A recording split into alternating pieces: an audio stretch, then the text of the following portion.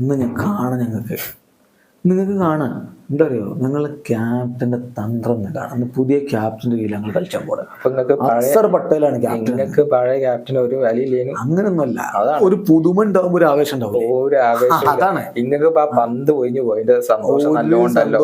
പന്ത് ഇപ്പൊ എന്താ അത്ര ഉസാറ് കളിയില്ലേ വലിച്ച് ഏതോ 2 കളി മൂപ്പര് കളിച്ചു കഴിഞ്ഞ കുറെ കളിയായിട്ട് മൂപ്പര് കാട്ടണേ.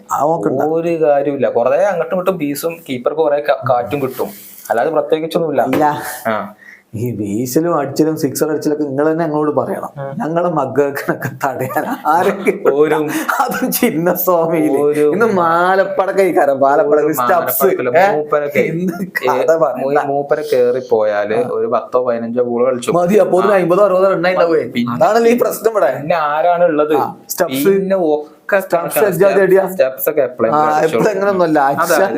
നിലവില് ഏറ്റവും ഫോമില് കളിക്കണ ബോളർമാരാണ് ഞങ്ങളെ ബോളർമാര്. കഴിഞ്ഞ 4 കളി എടുത്ത് നോക്കിയാൽ മതി. അതിന്റെ മുമ്പത്തെ SRH വരെ പൊട്ടിച്ചിട്ടില്ല. ഓരോ 10 വിക്കറ്റ് വീഴ്ത്തിയ ആൾക്കാരാണ് ഞങ്ങള്. അതും ചെറിയ ടോട്ടൽ വല്ല പിടിച്ചെടുത്തിയത് തന്നെ. അത് അത്രയും മികച്ച ഫോമിൽ ഞങ്ങളെ ബോളർമാർ ഇപ്പൊ കളിക്കുന്നത് ചിന്നസ്വാമിയിലാണ്. ഞങ്ങളിപ്പോ എതിരാളികളെ ഗ്രൗണ്ടിൽ ജയിക്കുന്നുണ്ട്, ഞങ്ങളെ ഗ്രൗണ്ടിൽ ജയിക്കുന്നുണ്ട്. അവസാനത്തെ 4 കളി ജയിച്ചു കാണാൻ അതിന് മുമ്പത്തെ കളി ഒരു ഒറ്റ റണ്ണിന് നിർഭാഗ്യം കൊണ്ട് തോറ്റു. അല്ലെങ്കിൽ ഞങ്ങളെ പ്ലേ ഓഫ് സാധ്യതകൾ സജീവമായിട്ടുണ്ടായിരുന്നു. കളി ജയിച്ചാൽ നിങ്ങൾക്ക് എത്ര പോയിന്റ് ഉണ്ടാവും? 12 പോയിന്റ്. ഞങ്ങൾക്ക് ഓൾറെഡി എത്ര പോയിന്റ് ഉണ്ട്? നെറ്റ് റൺ റേറ്റ് ഞങ്ങൾ ഇടക്ക് തോൽക്കും, ഇടക്ക് ജയിക്കും, ഇടക്ക് തോൽക്കും പറഞ്ഞല്ലോ. ഞങ്ങൾക്ക് എത്ര പോയിന്റ് ഉണ്ട്? നിങ്ങൾക്ക് എത്ര പോയിന്റ്? 12 point, 10 point. പിന്നെ നെറ്റ് റൺ റേറ്റിന്റെ കാര്യത്താണ് മൈനസ് ആയിക്കോട്ടെ. പക്ഷെ നിങ്ങളെ പോയിന്റ് അതിപ്പോ പോയിന്റ് കുറഞ്ഞു കാണുന്ന നെറ്റ് റൺ റേറ്റ് കൂടി എത്താ കാര്യം. അപ്പൊ നിങ്ങളെ കാര്യം പോയിന്റ് ഞങ്ങൾക്ക് ഇന്നത്തെ കളി ഞങ്ങൾ ജയിച്ചാല് നിങ്ങളെയും മറികടക്കും. അതാണ് വ്യത്യാസം. ജയിക്കൂലല്ലോ. RCBനെ തോൽപ്പിച്ചപ്പം ഈ നിലവിലവസ്ഥയിൽ ഞങ്ങൾക്ക് കരുതുന്നുണ്ടോ? കാരണം ബാറ്റ്സ്മാൻമാര് ഫോമില്, ബോളർമാര് ഫോമില്, ചേസ് ചെയ്താലും ജയിക്കണം, ഡിഫെൻഡ് ചെയ്താലും ജയിക്കണം, അങ്ങനെ എല്ലാം കൊണ്ടും കിടുവായിട്ട് പോണ ഒരു സ്പിരിറ്റോട് കൂടി പോണ ടീം ഇപ്പൊ RCB ആണ്. കഴിഞ്ഞ കളികളൊക്കെ ജയിച്ചു കണ്ടാണ്. 4 കളി ജയിച്ചെന്ന് പറഞ്ഞാണ്ടിരിക്കല്ലേ അവസാനിക്കുകയാണെന്ന്. എങ്ങനെ ഈ ഡീസിനോട് നിങ്ങൾ കഴിഞ്ഞ കളിയിൽ ആ സഞ്ജുവിനെ ചതിച്ചാണ്ട് ഔട്ടാക്കിയല്ലേ? എന്നിട്ടല്ലേ നിങ്ങൾ ജയിച്ചു?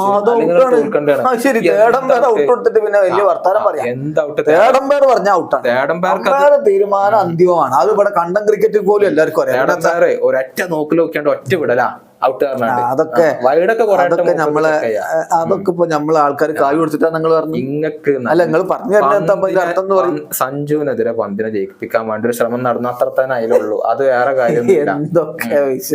ടീമിനെ ജയിപ്പിക്കാൻ വേണ്ടി നല്ല സഞ്ജു അവിടെ നിന്നെങ്കിൽ ഓൾക്ക് തോൽവി ഞങ്ങൾക്ക് പറഞ്ഞ ആ ഒരു കാര്യമൊക്കെ കട്ടപ്പോക തന്നെയാണ്. അവരിപ്പോ കഴിഞ്ഞ 2 കളി തുടർച്ചയായി തോറ്റു വരണവരാ.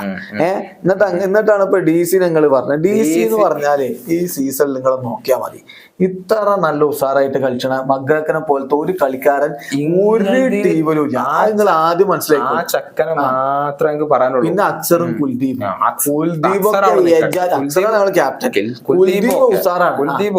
അക്സർ ബാറ്റ് കൊണ്ടും കളിച്ചിട്ടുണ്ട്, ബോൾ കൊണ്ടും കളിച്ചിട്ടുണ്ട്.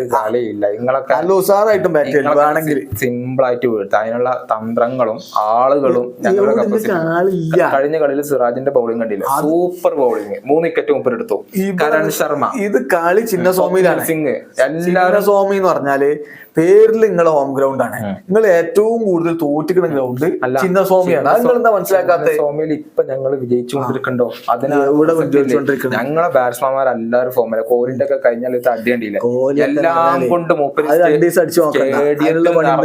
ദിവസം ഈ IPL ഏറ്റവും സ്ഥിരതയോടുകൂടി ഏറ്റവും പതുക്കെ കളിച്ചോ മൂപ്പര്. അങ്ങനൊന്നല്ല. പിന്നെ കഴിഞ്ഞ 2 കളി അടിച്ചപ്പോ എന്നിട്ടിപ്പോ സ്ട്രൈക്ക് റേറ്റ് 150 അല്ല, അതപ്പോ 150-190 ഒന്നല്ലോ.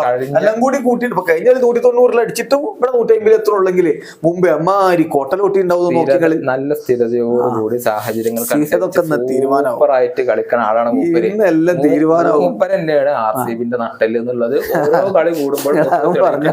പിന്നെ കഴിഞ്ഞ 2 കളികൾക്കായിട്ട് റൺഔട്ടുകൾ മൂപ്പര് ഭാഗത്തുനിന്ന് വരുന്നത്. സൂപ്പർ ഫീൽഡിങ്, നല്ല സ്പിരിറ്റോട് കൂടി കളിക്കണം. പിന്നെ ബാക്കി വരുന്ന 10 ഇതാറിന്റെ കടി നിങ്ങളെ മഗ്ഗൂർക്കുണ്ടെങ്കിൽ അതിനെ പകരം വെക്കാൻ 10 ഇതാറുണ്ടാവും. 2